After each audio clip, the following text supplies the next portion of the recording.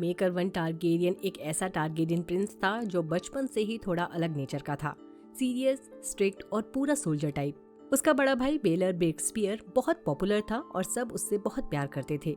एक ऐसा बंदा जिसे लोग नेचुरली एडमायर करते। मेकर हमेशा अपने आप को उसके सामने कमजोर फील करता, इसलिए वक्त के साथ वो थोड़ा स्ट्रिक्ट, सीरियस और टफ नेचर का बन गया। वो अपनी जिम्मेदारी को बहुत सीरियसली लेता था। उसे जो सही लगता वो वही करता, चाहे जितनी भी मुश्किलें क्यों ना हो। बेलर और मेकर का रिश्ता कॉम्प्लिकेटेड था। दोनों एक दूसरे को इज्जत देते थे, पर मेकर कभी ओपनली प्यार या सॉफ्टनेस दिखाने वाला इंसान नहीं था। जब डंक और एग की स्टोरी चलती है तब मेकर अपने बच्चों की परवरिश बहुत सख्त तरीके से कर रहा होता है। उसके 4 बेटे थे। डैरियन जो किताबी कीड़ा था और राजपाट की जिम्मेदारियों से दूर भागता था। दूसरा एरियन ब्राइट फ्लेम जो बिल्कुल सनकी था। तीसरा एमिन जो बाद में मास्टर बनकर नाइट्स वॉच चला जाता है, जिसे हम game of thrones TV show की दुनिया में देख चुके हैं। अब बारी आती है सबसे छोटे बेटे एगॉन की, जिसे हम एग के नाम से जानते हैं। राजा बनना भी मेकर की चॉइस नहीं थी। राजगद्दी का सीक्वेंस एकदम उल्टा पुल्टा हो गया था। डैरियन को इंटरेस्ट नहीं, एरियन पागल, एमन ने क्राउन को रिजेक्ट करके नाइट्स वॉच ज्वाइन कर लिया, तो आखिर में मेकर को ही राजगद्दी संभालनी पड़ी।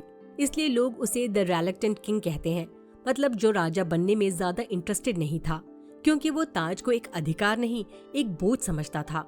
अपने शासनकाल में मेकर ने वेस्टेरोस को स्ट्रिक्ट ऑर्डर और डिसिप्लिन से चलाया। वो राजनीति और कोर्ट के गेम्स में उतना चालाक नहीं था, लेकिन जंग और सुरक्षा के मामले में वो काफी माहिर था। वो शो ऑफ नहीं करता था, पर उसका राज काफी स्टेबल था और उस वक्त स्टेबिलिटी ही सबसे बड़ी अचीवमेंट थी। मेकर की मौत एक रिबेलियन के दौरान हुई, समर हॉल के बैटलफील्ड में। उसने राजा की जिम्मेदारी लिटरली अपनी जान देकर निभाई। उसके मरने के बाद ही एग, जो डंक का छोटा सा स्क्वायर था, आगे जाकर किंग एगॉन 5th बनता है। एक ऐसा राजा जिसे लोग द अनलाइकली कहते हैं, क्योंकि किसी ने एक्सपेक्ट नहीं किया था कि एक लो बॉर्न नाइट का स्क्वायर कभी आयरन थ्रोन तक पहुंचेगा। लोग मेकर को एक टफ, स्ट्रिक्ट और बहुत जिम्मेदार राजा के रूप में याद रखते हैं। वो इतना जोशीला नहीं था, पर बहुत जिम्मेदार था। और सबसे इंटरेस्टिंग बात यह है कि आगे चलकर सारे Targaryen timeline, Aerys second mad king, Rhaegar, Daenerys, सब मेकर की ब्लड लाइन से ही निकलते हैं। मेकर अपने बच्चों से प्यार करता था, लेकिन वो प्यार कभी जता नहीं पाता। दिल में इमोशंस थे, पर चेहरा हमेशा सीरियस रहता था। एग उसका सबसे छोटा बेटा था और मेकर को लगता था कि एग बहुत इमेच्योर है, ज्यादा बातें करता है, ज्यादा क्यूरियस है और कोर्ट के स्टाइल और मैनर्स में एकदम जीरो। मेकर को लगता था कि एग को एक सही मेंटोर की जरूरत है, पर उसके पास टाइम नहीं था। बेलर उसकी जिंदगी का मॉरल कंपास था, इसलिए जब बेलर की मौत हुई, मेकर अंदर से बुरी तरह टूट गया। इसके बाद मेकर और भी ज्यादा स्ट्रिक्ट हो गया और लोगों से अलग रहने लगा। यही रीजन है कि एग जब अपनी मर्जी से डंक का स्क्वायर बनकर घूम रहा था, तो मेकर का फर्स्ट रिएक्शन था, ये तो पागलपन है, मेरे प्रिंस बेटे को एक अनजान हेज नाइट ट्रेन करेगा। पर जब वो डंक को देखता है, उसका साफ दिल, उसकी बहादुरी, उसकी ईमानदारी, मेकर को बाद में एहसास होता है कि एग को शायद उसके जैसे स्ट्रिक्ट टीचर नहीं चाहिए, बल्कि एग को डंक जैसा ह्यूमन टीचर चाहिए। डंक एग को एक राजा की तरह नहीं, एक बच्चे की तरह ट्रीट करता है।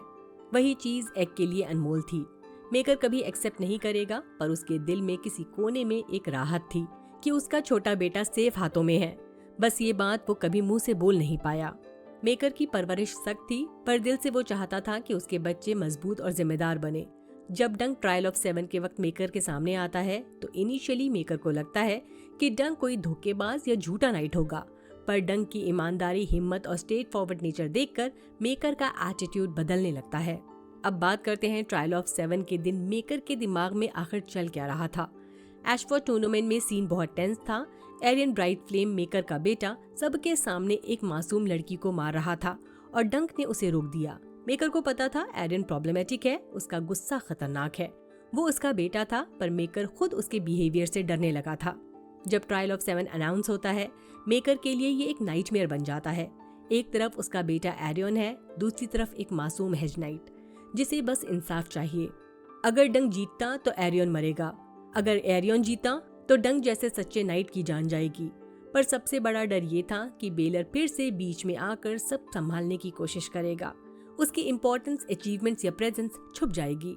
लोग बेलर पर ज्यादा फोकस करेंगे और मेकर की वैल्यू या काम उतना नोटिस नहीं किया जाएगा। उसके मन में आवाज चल रही थी, बेलर होता तो सिचुएशन हैंडल कर लेता। मेकर हर प्रॉब्लम के लिए खुद को जिम्मेदार मान रहा था। चाहे उसकी गलती हो या ना हो। और फिर ट्रायल के जंग के मैदान में जब डंक और बेलर मिलकर एरियन का सामना कर रहे थे, तब मेकर किसी भी चीज को कंट्रोल नहीं कर सकता था। उसके हाथ बंधे थे, वो सिर्फ देख सकता था और फिर वो पल आता है। बेलर गिरता है एक एक्सीडेंट स्ट्राइक की वजह से, एक मूवमेंट ऑफ कियोस, बस 1 सेकेंड और सब खत्म। मेकर के लिए दुनिया फ्रीज हो जाती है। उसने अपने भाई को अपनी आंखों के सामने मरते देखा। सबकी नजर उस पर पड़ती है जब लोग कह रहे होते हैं कि डंक को छोड़ा जाए। तब मेकर पहले ही टूट चुका होता है, उसके अंदर गिल्ट का ज्वालामुखी फट चुका होता है। मैं ही हूँ जिसकी वजह से बेलर इस फाइट में आया, मैं ही हूँ जिसकी वजह से ये ट्रायल हुआ, मैं अपने घर को बर्बाद कर रहा हूँ। इसलिए जब वो डंक को बेगुनाह डिक्लेयर करता है, वो सिर्फ जस्टिस नहीं कर रहा होता, वो अपने भाई के लिए एक अपॉलॉजी बोल रहा होता है विदाउट वर्ड्स। और जब एक्स सबके सामने बोलता है कि वो डंक का स्क्वायर बनेगा, तब मेकर के दिल में पहली बार एक छोटी सी सॉफ्टनेस जगती है। उसे पता था कि एक्स को उससे ज्यादा डंक की जरूरत है। डंक एक्स को एक प्रिंस की तरह नहीं, एक इंसान की तरह ट्रीट करता है, और यही वो चीज थी जो मेकर कभी कर नहीं पाया। जब मेकर एक्स को जाने देता है, वो एक राजा का डिसीजन नहीं होता, वो एक डैड की दुआएं होती हैं। मेकर की जिंदगी ट्रेजेडी और गिल्ट से भरी थी, पर उसने अपने बेटे को वो फ्रीडम दी जो उसके पास कभी नहीं थी। एग उसका सबसे छोटा बेटा था और सबसे अलग भी, क्यूरियस, जिद्दी, मासूम और बिल्कुल अनटारगेरियन बिहेवियर वाला। मेकर को लगता था कि एग बहुत इमेच्योर है, इसलिए वो उसे कोर्ट से दूर रखता था, स्ट्रिक्ट रहता और उसके बचपने को कमजोरी समझता। लेकिन मजे की बात ये थी कि मेकर सीक्रेटली एग की मासूमियत की तारीफ करता था, उसको एडमायर करता था, बस कभी बोल नहीं पाया। चलिए इसी के साथ ये वीडियो यहीं खत्म करते हैं। बाय, अपना ख्याल रखिए। मेरा वीडियो आपको कैसा लगा कमेंट सेक्शन में जरूर बताएं। अगर पसंद आया हो तो लाइक करें, चैनल को सब्सक्राइब करना न भूलें।